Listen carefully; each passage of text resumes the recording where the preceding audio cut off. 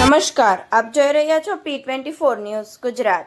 સુરત શહેરમાં ₹10,000ના ઇનામી અને છેલ્લા 8 વર્ષથી નાસ્તા ફરતા આરોપીને ઝડપી પાડતી સુરત શહેર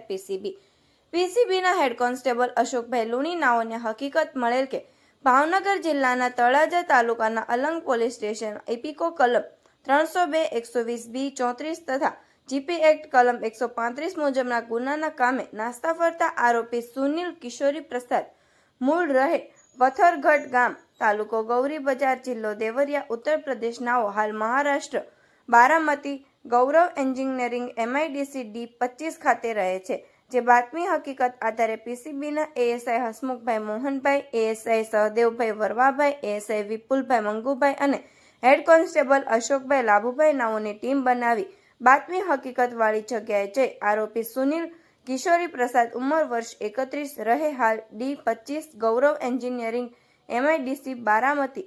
મહારાષ્ટ્ર મૂળ રહે પથરગઢ ગામ, તાલુકો ગૌરી બજાર, જિલ્લો દેવરિયા, ઉત્તર પ્રદેશ વાળાને દબોચી લેવામાં પીસીબીને સફળતા મળેલ છે। આવા અવનવા સમાચાર સાંભળવા માટે જોતા રહો P24 ન્યૂઝ ગુજરાત।